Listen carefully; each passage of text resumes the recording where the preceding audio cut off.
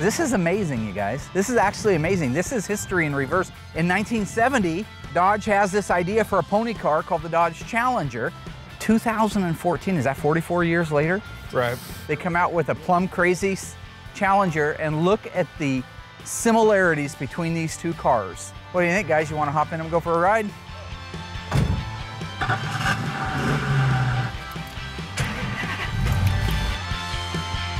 Dude, are you crazy? Back up and tell the story. On this special episode of Graveyard Carz, the ghouls completely restore the 1970 Dodge Challenger RT 440 six-pack in Plum Crazy, taking it from rusted out to resurrected, revealing never-before-seen footage of the paint, engine build, and assembly. And we reveal the painstaking details that make original equipment restorations worth every penny to collectors. Coming up on this episode of Graveyard Carz. When the six-pack Challenger showed up, it had sat for a long time, like many of the cars that we have here had done previously. I think that it had sat since like 78 or 79, so that's a long time. That's 25, 30 years. So it was in dire straits. You know, the six-pack Challenger is very similar in its appearance to our sunroof Challenger that we did last season. In the case of this Challenger, it was rusty. It had a lot of rust to it. And so the only way to really cure the rust is to submerge it. So on that car, that was kind of an absolute gotta do it that way. Let's get it dipped. But in the end, it is a really, really clean job, and it is necessary for a rusty car. The importance of pre-fitting panels before you even start doing your first weld cannot be understated. The duplication of the spot welds, I don't know on an everyday driver car if it's important to have the exact spacing, the exact depth, the exact appearance. I think it's important to spot weld. The factory spot welded for a reason. So we do it because Chrysler did it. We try to emulate it the way Chrysler did it, but not everyone has to be perfect. Looks good, guys, nice work. Right. Really nice, thank you. Once you get a car back from the dipper or the media blaster, it's bare metal, it's raw, bare metal. So our protocol is as soon as that car comes back from the dipper and it's vulnerable in that state and it's bare metal, we immediately epoxy it. The epoxy it will put on a impervious barrier so that the moisture can't get in from the outside, and it also can't soak up from the inside out. Moving into the new building created a bit of a roadblock for us. Once we got in here and were able to get back to work again, the pre-paint work had been done on our Challenger, but the final paint, I really wanted Will to do. I wanted him to do it in the new booth. Will Scott, he's back as my painter. When he came to work for me, he was fresh out of high school, just a babe in the woods, right? He came to me, I taught him how to do collision repair paint work, and he was phenomenal at it. I mean, you had a small hand in it. No, I had the hand in it. Not the hand, you had a small hand in it. I had the, nice toes. Nice ears, nice toes. Nose. What Look are at that. those Look things? At that. Look at that. They're It's like thin. there's like 5 Twinkies on the end of each foot. You're fat. Look at you. Yeah, big stretch mark. Oh. You know, Will's been doing a really good job. I'm proud of him. It takes a lot to kind of relearn where you started, like he started with the collision work, and be able to slow down and pay attention to what I'm saying. He's grown up a lot too since he was here. While normally I just beat the employees down, I gotta say when an employee's good, he's good. Okay, I wanna block this hood out, so I wanna flip this over so we can block the other side and down. Okay. So I wanna work with you on this, it's very important. You see, that's when did we do it, on the 12th? Yep. 312. So I think I'm gonna go 220 and 320. 320 can glide over the top of this peel and leave some peel in it, and you'll never get it out. 220 will take the peel out. I wanna use guide code on it. Okay. So remember, we just want to make sure that we're cross-blocking and that we're not causing dents in it, okay? Set our panel down there, just like we did on those deck lids. Right. Any last-minute little wows, highs or lows, you can see microscopically. There's a little low right there. So that's our job now, to take that out. You've been studying them codes like I've been talking to you about? So if I said to you like a D21, what transmission is that? That's before the D22. No? Yeah. There isn't a D22. Now watch your peak down here. Very important right here. You erase that peak, it's very gentle on the Challenger. It doesn't even exist here. Then just barely, not even enough to see it, it starts coming in there. Then a little bit more, and a little more aggressive. And by here, it's fairly definitive. So you wouldn't like run like a tape line to help see it, like a body line? Or? You could, yeah. Yeah, you could run a tape line on it. Let's do it.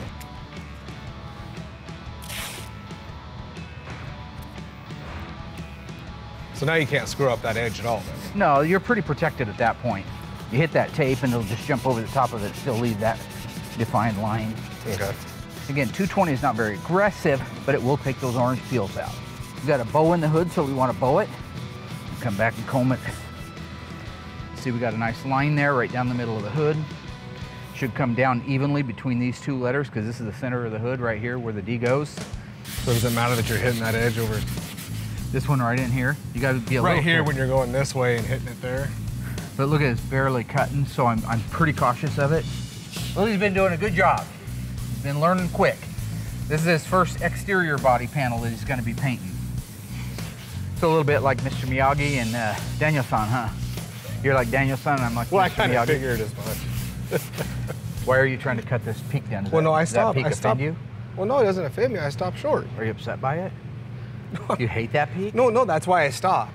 And then did I go over it? Yeah, it looked like you were starting I to comb didn't. over it just a little bit. No, and so, I mean, if the peak bothers you, we can get hold of Walter Chrysler and... Peak doesn't bother me. Oh, you hate that peak? Yeah. You want me to get a hammer and you Look can where beat the it's- living tar out of that peak? It's right there. You hate the peak. I stopped. First thing you got to do is admit you got a problem. You hate that peak. Well, then why do we take the tape off? Because you're nowhere near the peak. Well, apparently, But you go over there, The peak? No, I'm just saying, if you hate the peak, you hate the peak. It's okay, but just, I'm gonna vote to keep the peak there. So if you could just kind And of I stay on agree. this half of it right here. Right. And like I said, that's why I stopped short. Lower your voice. Don't get crazy. Everything's working out fine. Remember the arc. Remember the arc. You're doing an awesome job. I just want to remember the arc and not kill the peak. There's no peak up here. Remember we talked about that? No, when we it did does this? flatten out up here. Right. But let's not put one in it. Oh, I agree. Okay. So I was setting the block up here. Then I was going to bend it a little bit, right? Arc it, sure. He's young, he's a good painter, but confidence is something that you earn and you learn and you train yourself to say, I can do that. And so to give him a six-figure car that needs to be perfect, like all of our cars do, but yet the pre-paint work was done, this was his chance to really shine. And that's why I wanted it done here. I wanted it in the new booth so it was spotless, and I wanted Will behind that gun, gaining that confidence that he's gonna need for the next 100 cars that go through Graveyard Cars.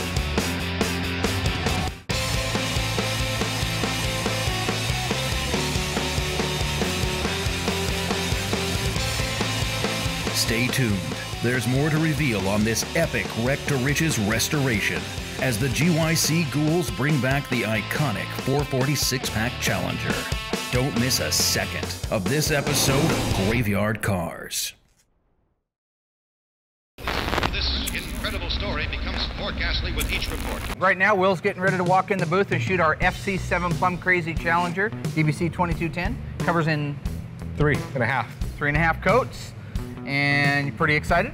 Extremely excited. Yeah. First car I've been able to paint since I've been back, and we'll see how it comes out. Nervous? Nope. Just saying. A little bit. I would be. Why? Yeah. Well, I've seen yours. I know I can do better than that. oh! So, Oh, well, I can't wait to see this then. good. Well, good. Best of luck to you on that. Thank you. Good. What he's getting at is, I had a couple of faux pas on my 70 Charge. Once again, I had a couple of faux pas on my 70 Charger two. paint. Yeah, it was two. It was Oh. two little bitty mishaps because my carpal tunnel locked up on me, the paint gun was new, and you were watching me, making me nervous. Anyway, it doesn't matter how many times you've been around the track. It's getting across the finish line that counts. And I'm across the finish line. I'll just be across You the finish are at the line beginning quicker. of the finish Right. line, and I wish you the best of luck. Thank you. I wish I know luck. you mean that. Now, you know, one of the things that you're going to want to do is cover the car with paint. Right. Go get him, Tiger. Go get Thank him. you. Remember, You're not going to be doing that, are you? nah, I'm just going to watch. Okay. Okay.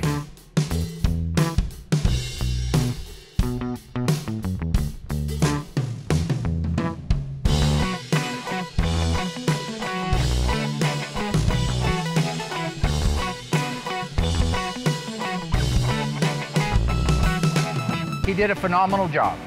Absolutely as close to perfect as you can get.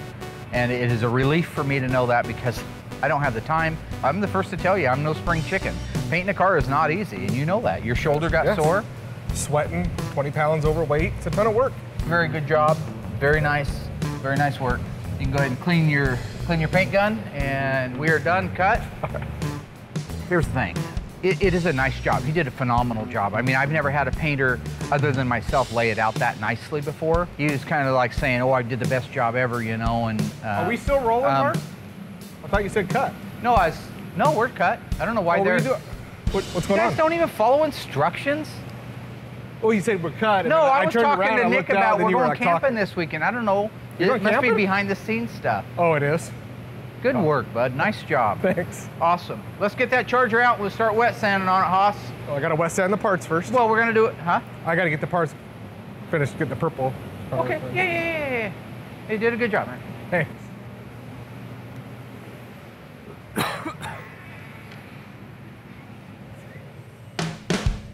In the case of the Challenger, once it's all painted and it has an opportunity to cure for 7 days, that's my requirement here, it's ready for the wet sanding and the buffing. And so that's just a fairly simple process, but it's labor intensive.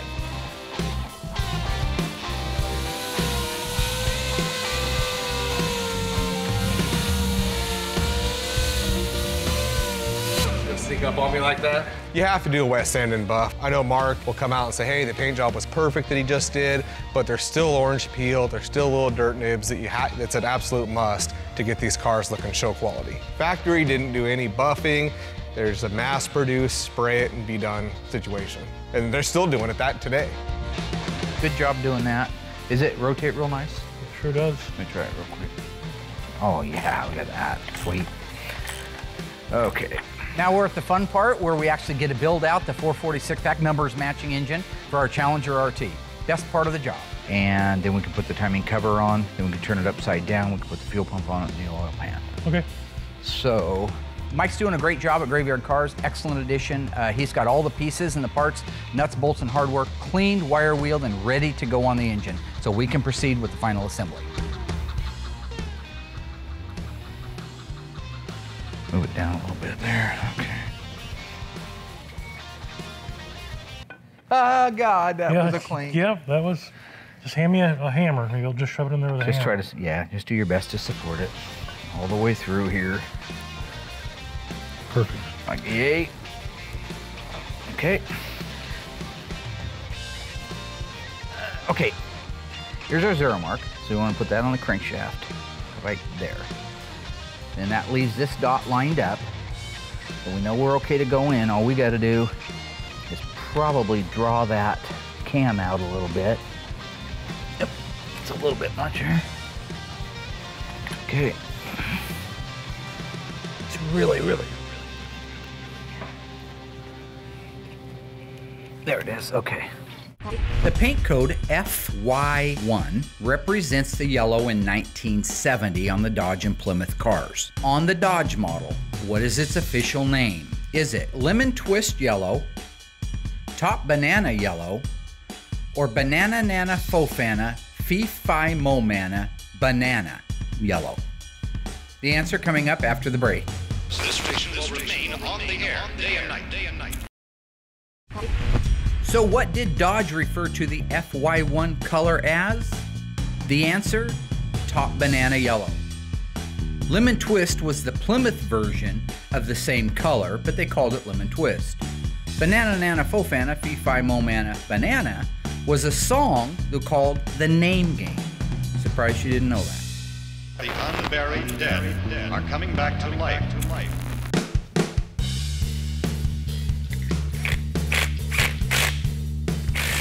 Rotate it around a few times. I always like to just be sure that it didn't get a false reading, because right there it looks like it's perfect, right? And if you rotate it around once, it could be off a little bit. So you just want to be sure. Right now is the time, not when it's in the car and all detailed up. This is a fuel pump push rod. This push rod goes up through this hole right here. This galley plugs out. This slides up through here. This slides up into here. When it goes into position, it goes up against the camshafts. Right here you can see it's hitting the fuel pump. Right here you can see it's hitting the camshaft. The camshaft has an eccentric built onto the front of it, a lobe, just like a cam lobe that would lift up a lifter. And so what happens is when that comes by here, that lobe hits it, it pushes this down, and then this springs back up, down, back up, down. When it does that, it comes down, it engages with this. So if this is relaying off the camshaft, going through this rod, pushing this down, that's when you get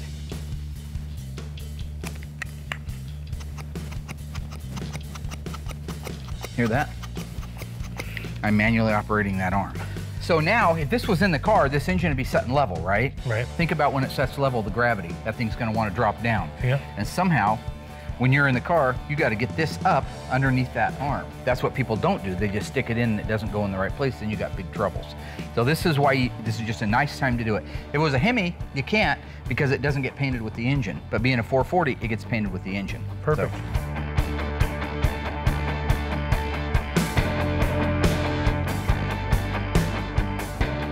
let's go ahead and put the timing cover on now. Have you replaced the front seal in it yet? No. Not yet? Okay. That's all right. That's okay, Mickey. You're doing a good job, buddy. I'm training you well. One day when you're doing this and you're just flying through it and everybody says, oh, you're the man, try not to forget who taught you it all, okay? I'll give it a whirl. Yeah, I'm sure you will. The 446-pack engine, for me, to own one and to drive one and actually factory performance, I'd take it over the Hemi. In the world of Mopar, 446-pack is only trumped by one other magic word, and that's Hemi. Why don't you start working on putting the head gasket on? Okay. I'll show you what's got to go down there. You've never worked on one of these OEM ones like this, so want to make sure certain holes are lined up, certain ones aren't. Most of the time you can't screw it up. I always like to be sure. Your hand will pull lint off when a rag won't. So it's nice just to make that trip. I already cleaned this with brake clean and a pig wipe. Okay. So if we lay that up there where we believe it goes, we've got our centering dowels here. We've got a water jacket, looks like it goes into that nicely. Goes into that water jacket nicely, and that one. Remember the 400 we just did? Mm-hmm. Only had one back here. Here's our oil lifter hole. Remember, that's a very important little component there that we like. Okay, so that's ready to take a head on it. Okay. The heads are the same left to right, so you want to turn it over. Make sure the mating surface is nice. Get you a pig wipe and some brake clean, and go over that real quick, please.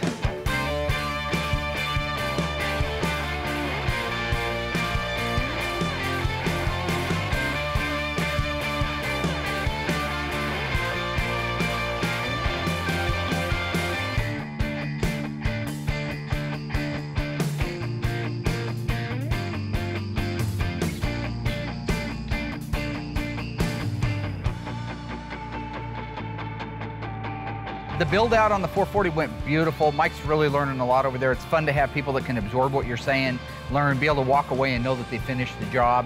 Really, that's what brings us so fast into the paint booth with the engine, is that I'm getting good help, we're getting good production, we're getting organized around here.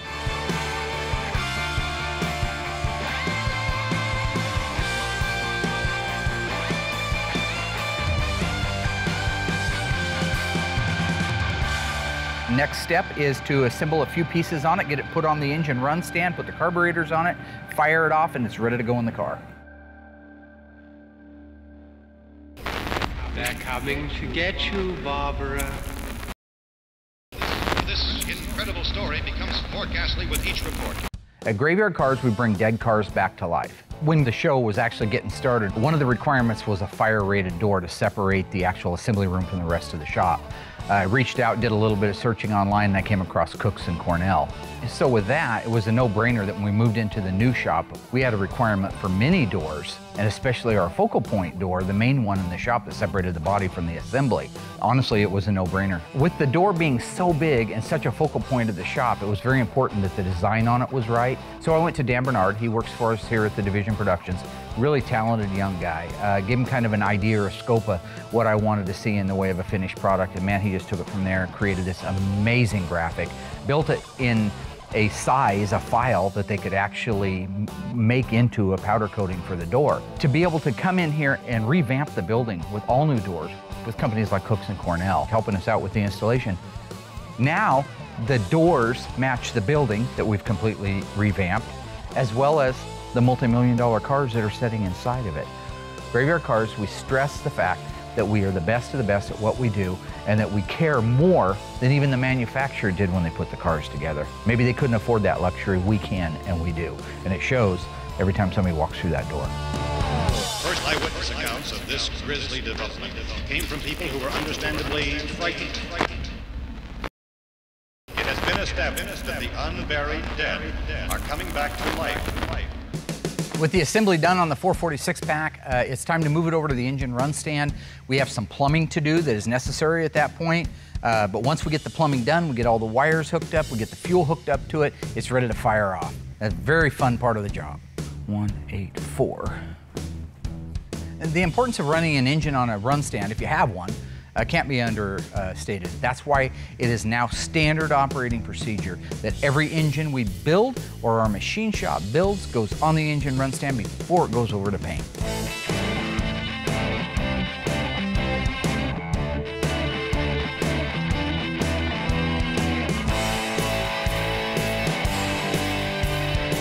You ready? Hand that mother humper off. It's still Way really retarded. Yeah.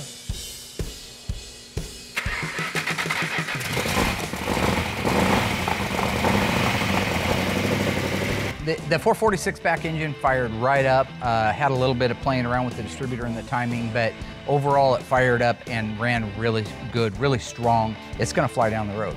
So it's a load off my mind to know that it's running, that it doesn't have any problems, and that we're gonna be able to enjoy the final rest of the build on the car. Sound better?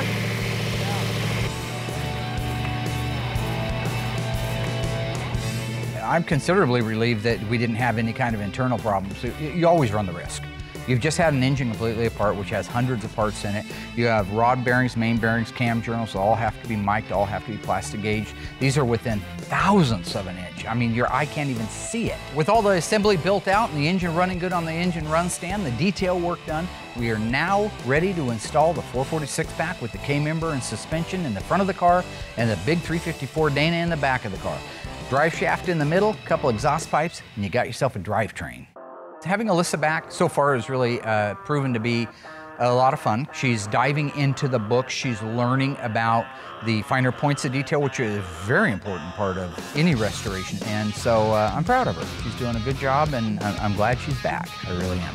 The white X on the back of the thing, okay? And then wherever the white daubs were, read through there and find out where all those go.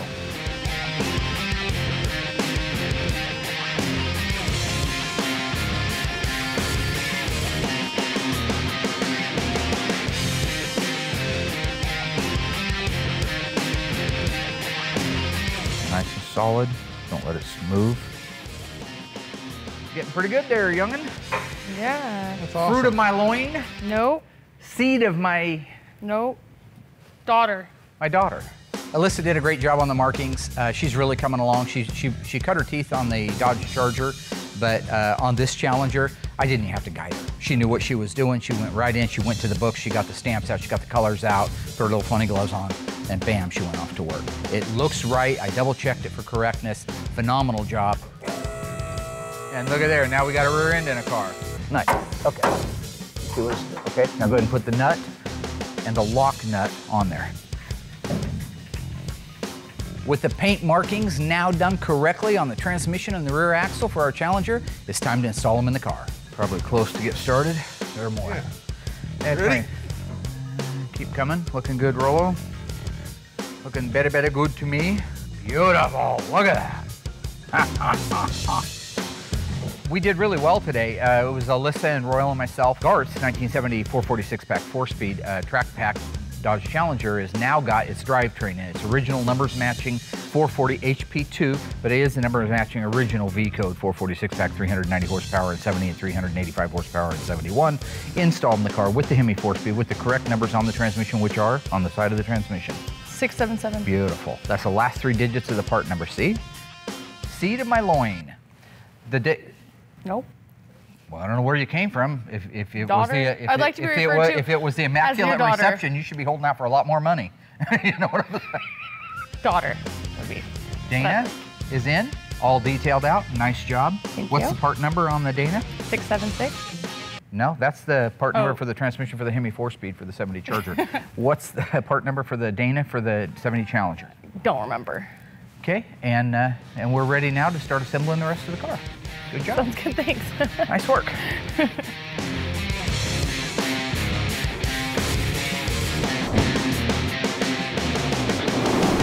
Tour or false?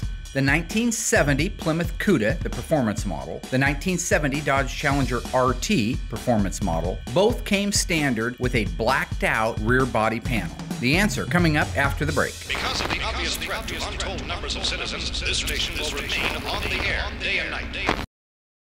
So, true or false? Did the 70 Cuda and Challenger RT come standard with the blacked out rear body panel? The answer is false. However, the Cuda was required to have a rear body panel blackout on it in most cases. The Challenger did not.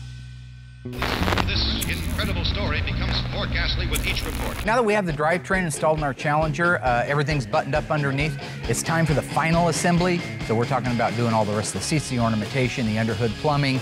This car will shortly be ready to head over to the alignment shop.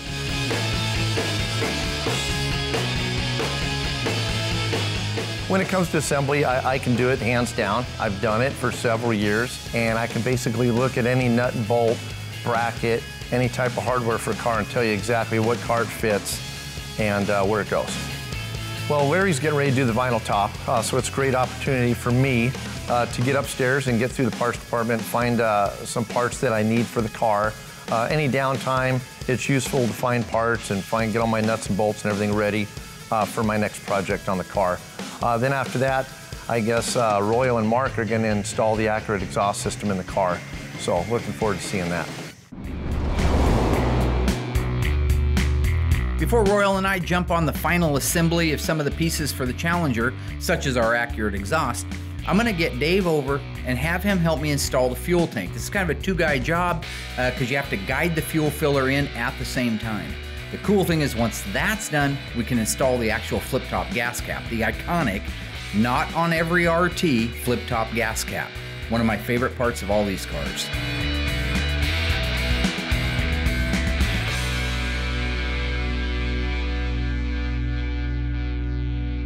We're hoping to get the bumper on, exhaust system on. We have wiring under the hood to do, vinyl top moldings, and then there's about a half a dozen small things underneath the car that we need to get buttoned up.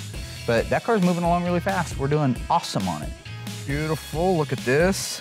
Here's the thing putting vinyl top moldings on. Body men don't always take the time to look out for the guy that's got to assemble the car later. And so inside there, where the clip goes, there's a stud on the clip, and then it has to have a nut put onto it. That's what retains it in place.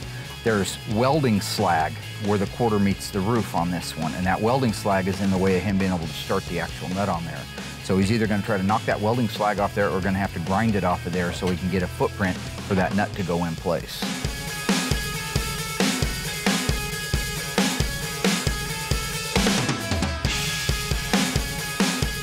All right, good job, Rollo. Nice. The vinyl top moldings are on. We got all the exhaust system out for the Challenger right now. This is unique to the 446 pack. The 444 barrel used a different system and the Hemi used a different system, as did of course the LA engines and the 383s. But this is unique and correct for our 6-pack Challenger. Left header pipe, piece of cake. Where's the next pipe? Right here, Andy.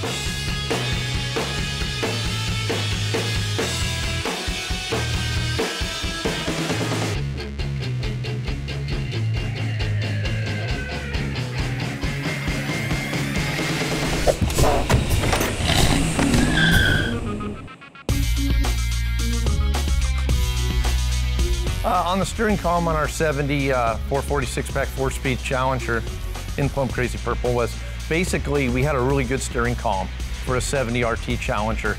It was just set up for a manual steering box, and our 6-pack car had a power steering box, so it needed a shorter shaft. So we just swapped the shafts out in the steering column to a shorter shaft. So after going through all that and getting everything greased and oiled, making sure everything works, and we were ready to go. Larry's getting ready to put in the headliner. Royal's going to put in the radiator shroud and battery tray and button up some things underneath the hood of the car. I'm going to try to help him as much as I can, but I'm going to gather up the bows and all the bow hardware and stuff for the headliner for Larry to make his job that much easier. It's great to be working on another Challenger. I have fun working on all the cars. It's really great to see another purple one come through. because I know purple was a top color in 1970. I'm really excited that the cars are being done faster. We're getting more cars through. We're spending less time on the cars, yet able to do the quality work that we want to do. I guess what keeps me going about the E-bodies and B-bodies is I know I got an A-body coming up pretty soon. I think the purple Challenger with a white top turned out beautiful. It really has some cool options, 446 pack, 4-speed, wheel open moldings, white top, really makes that purple pop. It was just a beautiful car.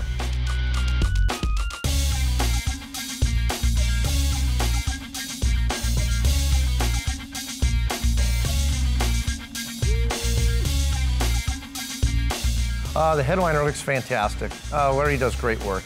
It's a workout. I have to hand it to him. That's one thing. I've done headliners. I don't like to do them. Larry makes it look easy. It's great to have him around. Now that we have the drivetrain installed in our Challenger, everything's buttoned up underneath, it's time for the final assembly. So we're talking about doing all the rest of the seats, the ornamentation, the underhood plumbing. This car will shortly be ready to head over to the alignment shop.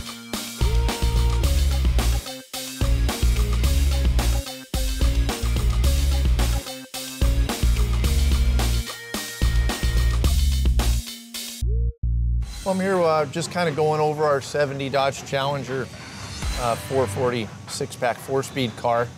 Just kind of doing a little QC check on this. We're getting really close. We're missing some parts. Everything in this car, you know, everything has a place. You know, to do it OE, all your wiring harnesses got to be routed a certain way. All your vacuum lines, PCV line, brake booster lines, heater hoses, everything's got a specific way and a specific order it's got to go in. So we just kind of eyeball it and kind of go through and make sure everything looks good. You know, the majority of the motor and everything's all hooked up, everything's wired up. Waiting on little things like period specific radiator cap. The brake, you know, master cylinder we can't put in because the steering column's got to go in first because it makes it a little bit easier to get to the coupler and everything, hook up the steering column. You know, the big piece of this puzzle is the dashboard. As you can see, you know, we got the majority of our interior in. Got our center console here kind of mocked up. Shifters in place. All the heater box, all our clutch pedals, gear lines, vent cables, everything's routed. Door panels are on. Carpet is basically in. Still need to steam it, get some of the wrinkles and stuff out. Back seats in, rear door panels, headliner. The big piece of this puzzle is right there, the dashboard. Till that dashboard comes in, you're just kind of stuck. You know, you can't do kick panels, you can't do your A-pillar moldings, can't get your visors and none of that stuff in there. Rear view mirror. It's frustrating when you get near a deadline like this and there's just one major piece of the puzzle that holds you up, but that's what we run into. You know, it's just the nature of the beast. You know, you just got to work with what you got and go as far as you can and move on to the next car. And when your parts come in, it's gangbusters to get it done. Yeah, the more stuff you can kind of pick at, get a lot of the little things done now, the better it is in the future. But it's coming beautiful. It's a beautiful car. It's looking really nice. I just want to get it done. They're coming to get you, Barbara. First eyewitness accounts of this grisly development came from people who were understandably frightened.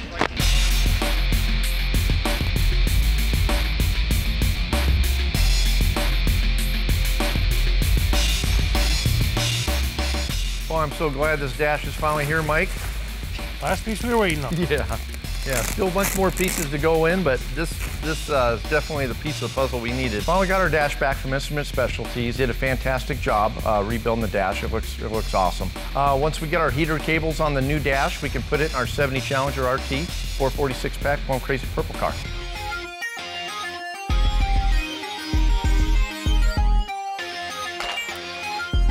We're ready to put her in. Ready, Mike? Let's do it.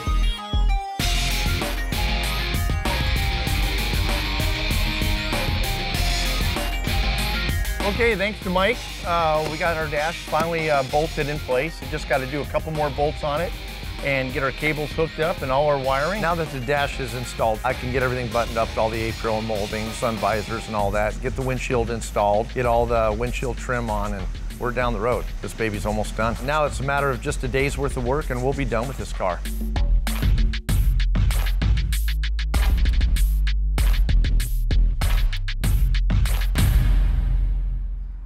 So as everybody knows, You want my hat on? we got our Challenger finally done. His hat off. Take your stupid hat off. Nobody wants to see that. I don't want any more Nobody ball wants jokes. that. Take that. I think you should leave it on. Leave it on if you want to. Royal's had a seizure. Let's hope Have I really beat you down to that point where you get a $9 Halloween wig and wear it around here? Yes, you have. That's sad, man. I'm a sick man. Sometimes. I need help. This is amazing, you guys. This is actually amazing. This is history in reverse, not just because we built the car and put it back together again, but for the fact that in 1970, Dodge has this idea for a pony car called the Dodge Challenger, and one of their top new colors was the FC7 Plum Crazy. 2014, is that 44 years later? Yeah. They come out with a Plum Crazy Challenger, and look at the similarities between these two cars. Colors are really close. And it's funny because that one has pearl in it. The 14 has pearl in the paint, where they don't, of course, have pearl back in those days. It was all solid colors. But yet, this one flops harder than that one does. Quality of the paintwork on this one, far superior than that one. Well, I wouldn't get crazy on it. I mean, you know, this one's been cut and buffed. Who can cut and buff that? I know what you're doing, and I don't like it. Not everything's to stage up like you're the man. I'm not saying, I'm just pointing out the difference. Yeah, no, it looks good. It looks great. That's why I guided you to paint it like that. But look into this one, and then walk over and look right into this one here. The metallics almost look the same. Those are a little bit bigger. Well, you have pearls in that one. That's the difference. No. Oh. No. PPG would beg to differ. The headlights are in set, just the same. The same, I know. I just can't get over how much bigger the new one is. Looks like Will painted this. What's that? Looked like you might have painted this, the two-tone. Was that a factory option on 2014? No, it wasn't, but I'm sure you were on the assembly line working on it. Skinnier, it's a little bit narrower. It's taller, but that has more ground clearance. Yeah. Watch that backup light. That's the coolest thing in the world right there. Yeah. Is that cool? That's really cool. And the exact same thing on this car over here. Yeah, that's awesome. I mean, there is no doubt that they tried to make this car emulate that car. Yeah. In every way that they possibly probably could. Exactly. Forget money. You just want to look the best you can look. You want to drive a car that's the funnest to drive. Which of those two cars do you put the key in the ignition and drive out of here in? Only one. The other one doesn't take a Mine key, would it's be the push old button one. start. Well, it still has a key fob. Don't get lost. You think in you're the missing the background. point. Which one would you pick? I do the old one. I put Hands the down. wheels off this one onto that one and pick the old one. And that based on looks? Oh, looks, sound, performance, everything else. Yeah. Just old school. I'm all for the old school. When you I love the new car. When you but sink your foot into that accelerator, it is a different feel. But if you stomp that one, this one will not set you in the seat. That one will set you in the seat. I had one of the camera boys, he's kind of deformed now because he was hunched down in the seat so the camera guys wouldn't see him. And I stomped it and I snapped his neck. Really? Which camera guy was it? Remember that dude I tore up his muffin? Get your muffin, mother. How do you like that? That's my muffin. That's my muffin. She just killed my. That was my muffin. Because I had him mistaken with the other guy. I know which one that Killed is. his muffin, yeah. Killed his muffin. Killed my muffin. Well, I thought he hid my coffee, you know. He'll think about that later. What do you think, guys? You want to hop in and go for a ride?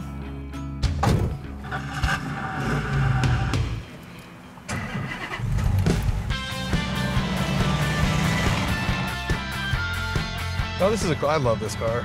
It really handles like it's on rails. It's a cool car. It is. It's so nice. It's amazing. These ride nicer, they look better. They but do. That's There's like a 40 lot years more. of technology. Yeah. You know what I love when I'm in these old cars? Is you can hear them. Yeah. You can hear those gears. Oh, yeah. You know where you're going? Wow. That's like Wow. old, don't it? It just, that's a mid-range. It does. It My just car goes. doesn't pull like that. I know it'll beat it Yeah. in a quarter mile, but my car does not pull like that. You just feel that. You feel that inertia going back in the every seat. time. That's awesome. We did get kind of screwed at driving the old one, though.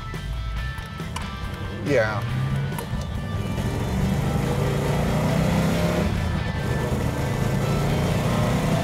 This thing's badass, isn't it? Oh, I love this car. That feels good. There's no way that just we're not giving it doesn't back. feel good. The other one, you got to move the steering wheel a half a turn for it to turn.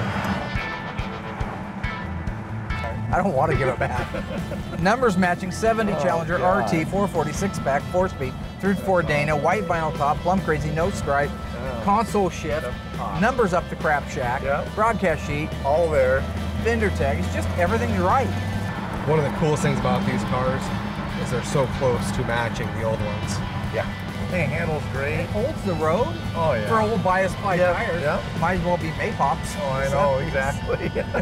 I used to drive around on Maypops all the time. Yeah, no low profile fancy jobbers here, weird man. rubber You can feel band this thing tires. lean. Yeah. The colors really are really darn close, except for the pearl at this. They're close, but they're still a mile off. Now, Dave, you did a great job. I just gave you the tools to do it with, but you did the job. Will did a great job painting It's a group effort. It was. Crew. We got the best crew. You got Mike out there building the engine. You got Will painting them. You're putting them together, and I'm torturing y'all while it's going on. That's what we do at GYC. We take dead cars that nobody cares about. Yep. Don't act like you care because you didn't care. Yep. And we bring them back to life.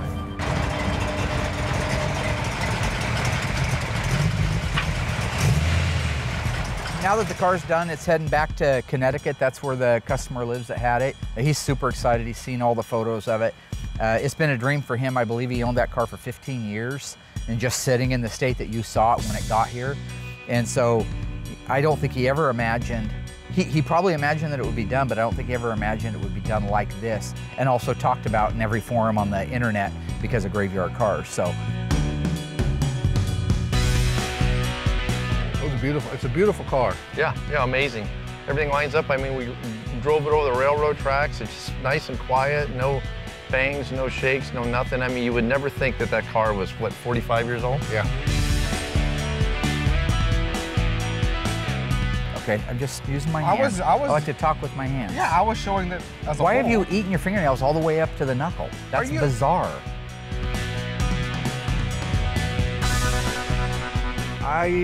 It's a tough call. You know, I really like these old cars. They're so much fun. I don't remember them being as much fun to drive as the new ones. As it stands now, I'd still like to drive a new one.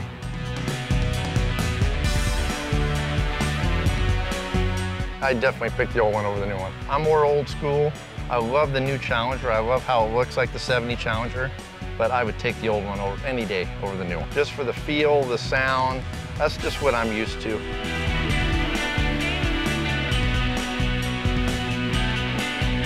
Good times, man. You're welcome, sir. You, sir, are welcome. Because if it wasn't for me, you'd still be over there in that little medical building working with a bunch of gals, eating too much. You put some weight on when you left here. So, just saying, maybe a modicum of credit wouldn't be out of line. I said thank you. And you're welcome. Okay. This thing here with a six-pack, I'd have never dreamed of driving a car like that, you know, back in the day. I mean, you just seen them, but it's not something that you would just jump in and drive. And you get the opportunity to drive, it's awesome. It's a beautiful car.